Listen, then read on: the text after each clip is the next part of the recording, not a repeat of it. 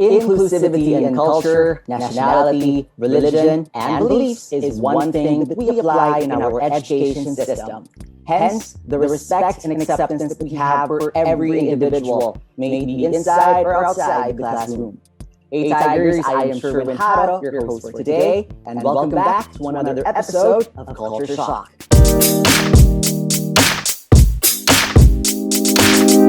On this episode, we have special Filipino guests who have taken a deep dive into the rich culture and lifestyles of Spain, giving that country a bit of Filipino flavor. These are teachers and teacher assistants who hail from the Philippines and with their mastery in English have gone into programs to teach the language in Spanish schools. Join me as we get to know these guests who will give insights on what life is like and how they're coping all the way from across the ocean. Please welcome Alyana Ricaflanca, Jhaymi Watanabe, and Celine Granda.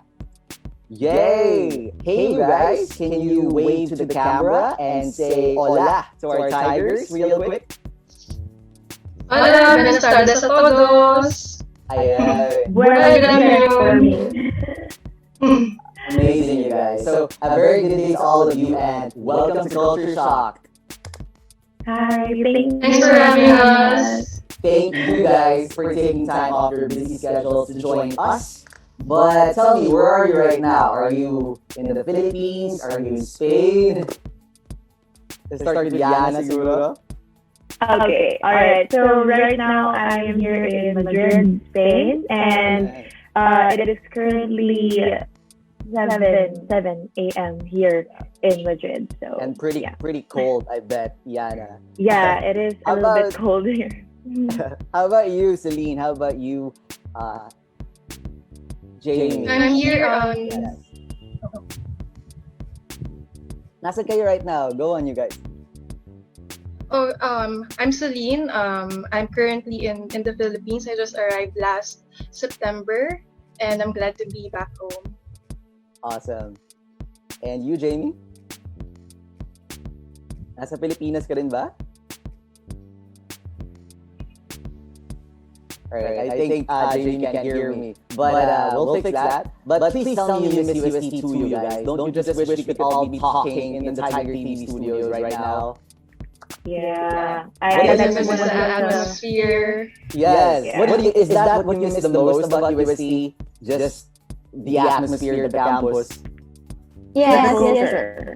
The culture and being in uniform, seeing our colleagues, our blockmates. Because right now during the pandemic, I believe everyone is doing classes online, and I also miss being in UST in general. Yes, I agree with that. So, Tigers, our guests certainly have an interesting story to share with us today. But before moving on, we actually have a game for our audience, that's you guys, called One Myth, Three Facts, wherein we'll show 4 pictures showing off 1 myth and 3 facts about Spain. And whoever gets to comment the myth first gets a prize from our sponsor, Hiatus Manila. So without further ado, if ready na kayo, good luck to our audience and may the fastest person win. Question: which of these dishes was not adopted from Spain? We have lechon, arroz caldo, pochero, and paella. Alrighty. You guys answer. We'll pick the best answer from you guys in a bit, and we'll congratulate you after the break. So, Tigers, stick with us. I'll be talking more with Yana, Jhaymi, and Celine right after this break.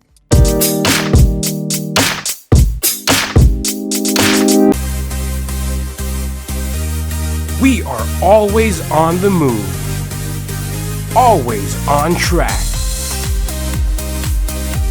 and in full swing. Serving the Thomasian community by creating. Grow and growl with us. We are in full swing. We are the Tiger Media Network.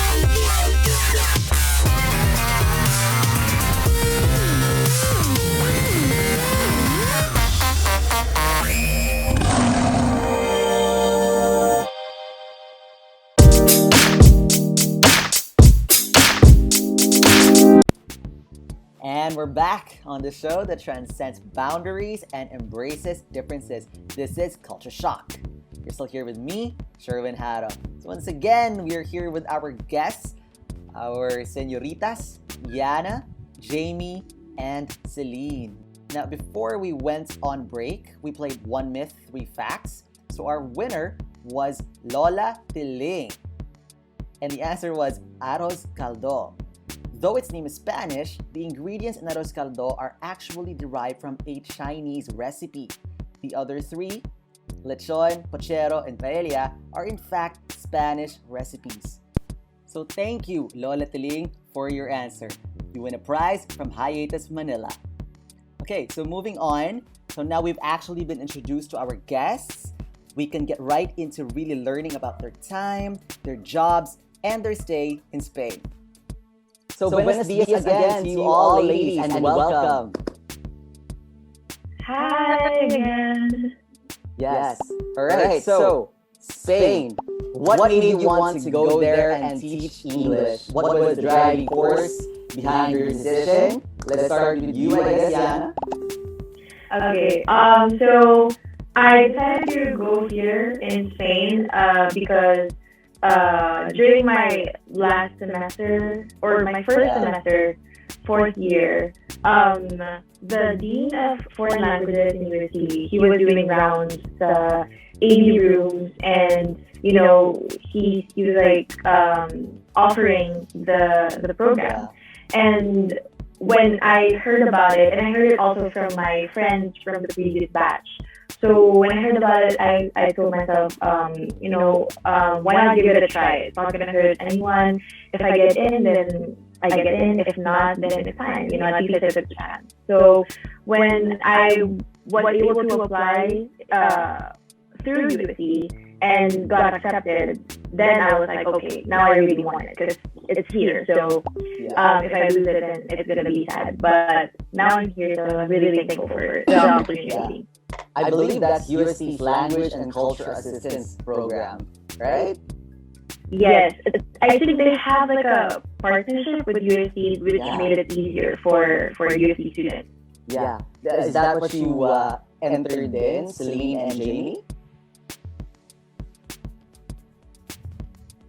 For me, I was a student in Universidad Católica de Avila, and I took up 2 courses. Back in 2016, I remember there were programs offered in France, in Canada, and in Spain. I chose Spain because since elementary, diba, there's always a mention of Spain in our history lessons, how we were colonized for 333 years. So they contributed a lot in our culture, in our language, and especially our religion. And I wanted to explore and experience their culture firsthand. That's why I signed up to participate in Universidad Católica de Avila's summer program, and I enrolled in Spanish language and Spanish culture and civilization subjects. Yes, amazing. How about you, Celine? Actually, I have 3 motivations why I wanted to go to Spain. First is about self-growth. Back in high school and college, I was very sheltered. I didn't even know how to cross the street, so my blockmates would even tease me. Di ka marunong tumawid. So now there's this running joke. I didn't know how to cross the street in Espanya, Manila. But then I crossed from Espanya, Manila to Espanya, Spain. Yeah, actual Espanya. Yeah. Wow. From the actual Espanya. And then the second one was actually, it's actually quite personal because my partner is living in England, so that was a way for us to be closer together. And last is about my grandmother. She's actually also a teacher. And before going to Spain, my parents were quite apprehensive in allowing me to go to Spain, but they gave my parents. She gave my parents a go signal for me to go there because it was such a nice experience. So sweet. Yes. Amazing. 3 reasons yun. Did the embassy ever help you in this? Like the local embassy here? With my case, they didn't technically help per se, but they were one of the um, institutions that you need to pass through before you're able to go to the well, in my case, for my program. Because they try to filter it out as much as possible since they can accommodate everyone. And after getting language assistance from their partner schools, they're still opening like for the general public. So we need to filter it out. So it's more of us applying to them to see if they will accept us and if we pass all the qualifications. So yeah. Speaking of qualifications, were there any special ones? Celine, Jhaymi? Or wala naman? Well, during my time, the program wasn't open yet to the public. They were only accepting universities from, if not mistaken, UP, Ateneo, and USC. So, and I think they're only getting people coming from English-speaking countries. So, those are some of the requirements.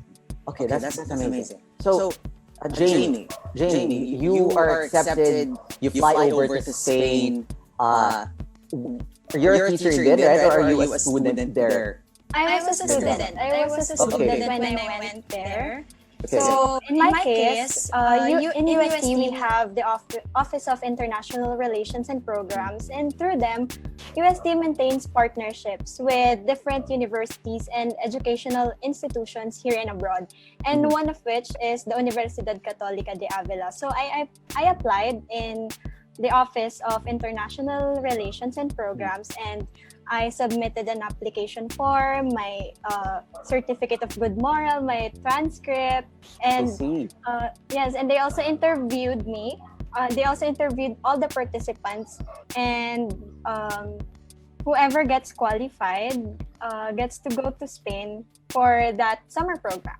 And they also asked for parental consent pala. It's very important that you submit a parental consent because still you are a student going to another country in Spain and being there as a student as well. Yeah, that's a lot of requirements, and you went there to study Spanish? Ganun ba? Yes, I went there to study Spanish language and Spanish culture and civilization. So, over the summer, ganun? Yes, over the summer because it was just a summer vacation. And then when I went back here in the Philippines, it was just 2 or 3 days before the resumption of classes. So I was turning 4th year then back in 2016. Okay, I get you. Now, let me ask the two teachers here then. Teacher Yana and Teacher Celine. Oh, wow, what were your responsibilities as a teaching assistant? Did you teach elementary kids, high school kids, ganon? Okay, so I haven't mentioned. Okay, go ahead. I'm sorry. It's okay. If I haven't mentioned yet, I've been working in Spain for the past 4 years. For my first 2 years, I taught in a primary school, and then it was in a very small pueblo. Pueblo is a small town. And then for my next years, I taught in a high school. I moved to Madrid, so you can see the contrast between from a small, from a small town to the big city, and from primary to high school. But the role of the language assistant is mostly the same across the different levels. It's to become a language and cultural ambassador. You get to teach not only the kids, but you also get to guide the teachers because in some small towns, you get to train the teachers to be more equipped with their English, and also teach about the culture of not just English culture, but also from the country where you came from. Wow. Okay, so that's the professional side of all your stays in Spain. Let's talk naman about the personal living aspects from your perspective, you guys. So earlier, Yana mentioned she's teaching in Madrid right now. How about you, Celine and Jhaymi? What cities in Spain did you teach in? Cities, I taught in Cabra, Cordoba for my first 2 years, and I transferred to Arganda del Rey, Madrid for my next 2 years. And what city did you study in, Jhaymi? I studied my master's in teaching in the Universidad de Alcalá in Alcalá, Madrid.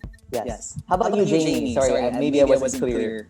Where did you study? Was it in... I studied in Avila, Spain. I see.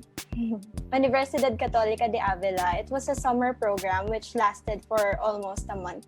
Okay. So, what was it like when y'all first landed there? Your first few days in Spain? Na-culture shock ba kayo?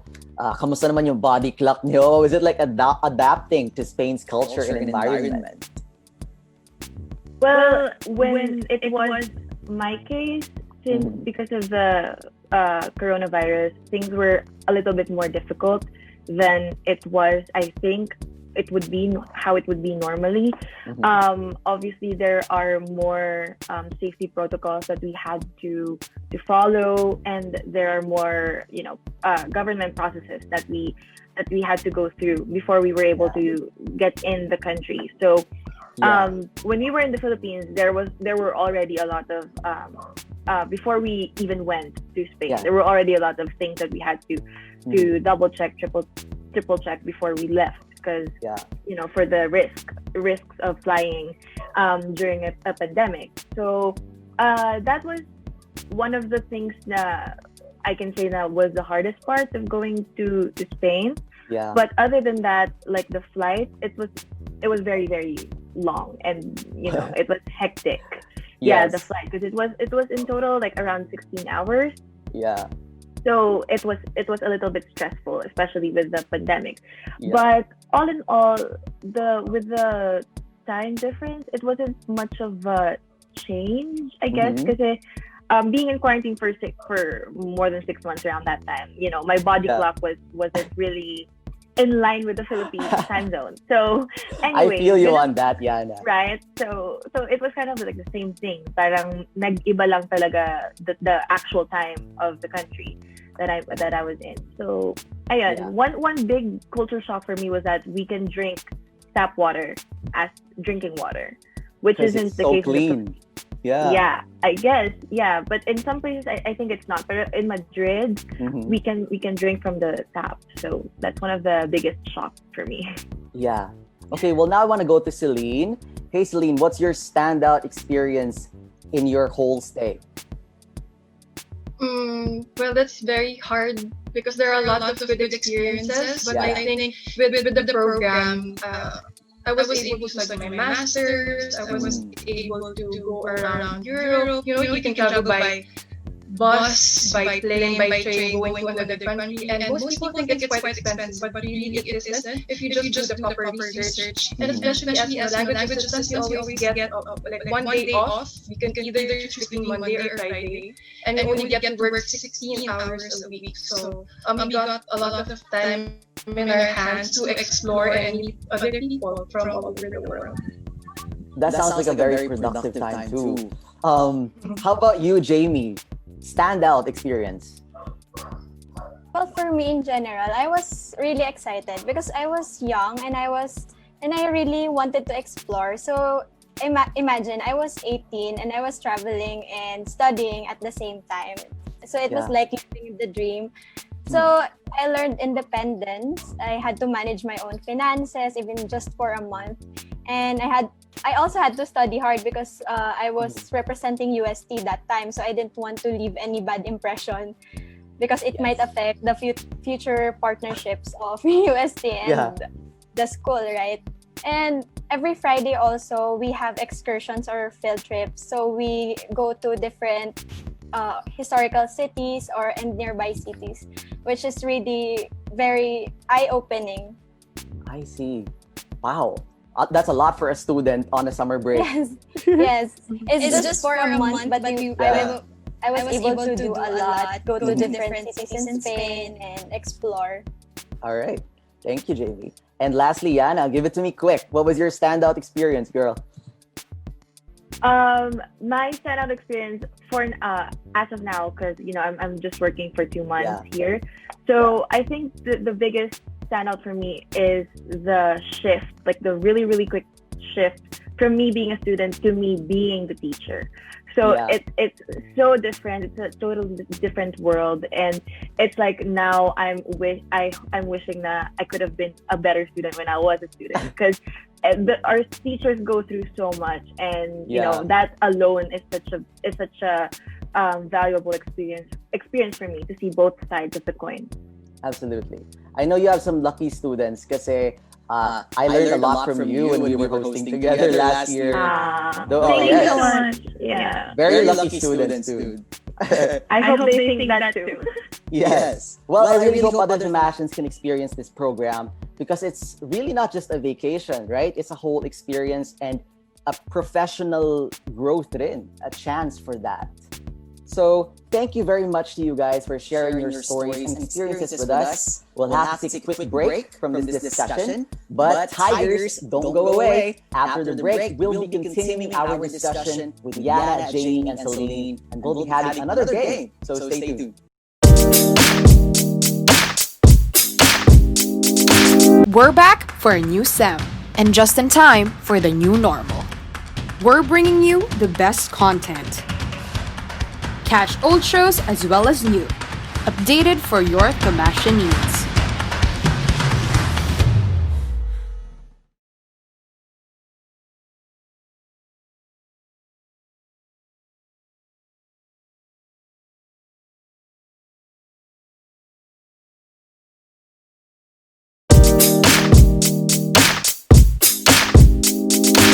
Good afternoon, Tigers, and welcome back to Culture Shock.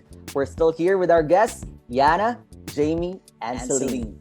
And as I mentioned, before we get to hear more from them, we actually conducted another game with our audience by means of a question shown on our social media accounts. We asked, what do you think is Spain's greatest contribution to the Philippines? Now, before we read the best answers, Yana, Jhaymi, and Celine, do you have any opinions about this? What do you guys think is Spain's greatest contribution to the Philippines? Let's start with Jhaymi.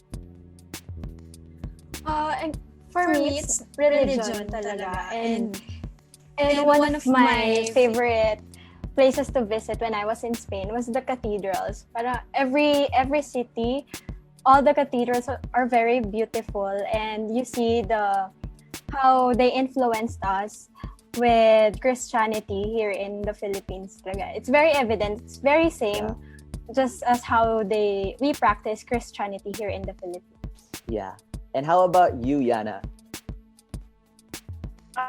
For me, bukod sa religion, it would be culture, because a big factor or a big contribution would be how much they diversified our culture, because we became a melting pot of a lot of other cultures. Culture would be my what I think is the biggest contribution. And how about you, Celine? Greatest contribution? Okay, so piggybacking off of Yana and Jane's answers, aside from religion and culture, maybe other culture, I could say language. So when I went to Spain, of course I knew some basic Spanish. We had Spanish 101 and 112 classes back in USC. But I think it made the language of Spain and the Philippines much easier for me to connect with, because of the similarity. And also with food, the food is very similar. For example, adobo, is a verb in Spain which means to marinate. Mm-hmm. And then they're also familiar with lechon, cochinillo, or those types of things. So I think under the umbrella term of culture, we also have language, food, and religion. Amazing insight. Well, moving on here, the best answers were from users Cristel Marie Dagaa and Alexis Maydio on Facebook. And we're going to read it here. And let's see how they compare it to your guys' answers. Okay? So here's what Cristel said. During Spanish colonization, they were able to influence us with Christianity and successfully converted at least 83% or the majority of the Filipino population. Ayan, tumpak sa sinabi ni Jhaymi. And then here's what Alexis said. Through our direct contact with the Spaniards, they undoubtedly touched our country with their Spanish language influence. Example, the word masque, a Filipinized word of a Spanish phrase masque, means greater than. Isn't that incredible? Kayo guys, do you agree with what these two said? Do you maybe have a favorite Spanish word that you picked up over the months and years that you've been there? Let's go with Diana. Okay, I definitely agree with the two answers that you guys picked. I'm thinking of my favorite word that I picked up. Honestly, I think my favorite would be hasta luego or hasta luego. Yes. And it's basically one of my favorite things because that means that my day is about to end and I'd be able to relax at home. So because it means see you later, right? So that's one of my favorite, and I always say it whenever I'm about to leave the school or about to go out somewhere. So it's really nice, and it's a very friendly gesture to say that to anyone. Yes, Celine, how about you? Quick fire, favorite word. Well, top of my head would be siempre.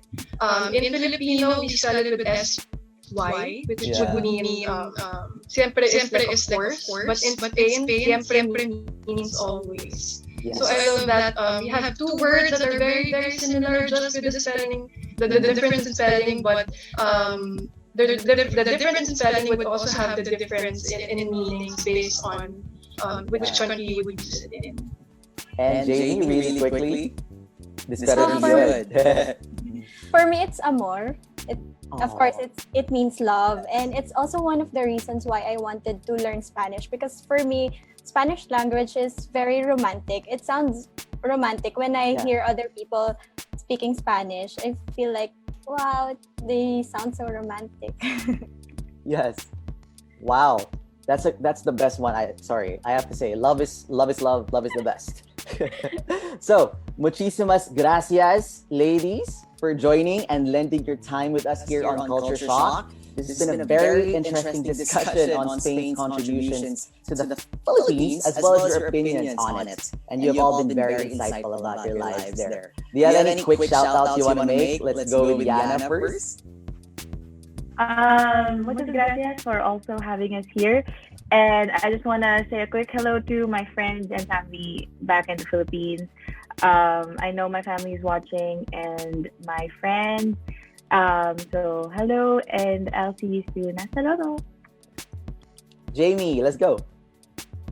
I just want to say hi to my Mexipino friends. So I gained lifelong friends while I was in Spain. So Mexipino, short term for Mexicans and Filipinos. I just wanted to say hi to my Mexipino friends. Yes. And Celine. I just want to say hi to my friends and family all over the world. I also want to say hi to my classmates from my master's degree. Some of them texted me saying that they are watching. So I just want to say hi, everyone. Awesome. Well, that's it, you guys. Thank you so much for being here. Thank you so much, Sherwin, for being so welcoming. And of course, the production team. Thank you for having us. Muchísimas gracias. Muchísimas gracias a todos. De nada. So, Tigers, those are the insights of our Thomasian sisters abroad. And that ends our episode for today. We hope this episode was not only entertaining to you, but may also serve as newly acquired knowledge as well. Once again, I am Sherwin Haro, and this has been the show that transcends boundaries and embraces differences. This is Culture Shock.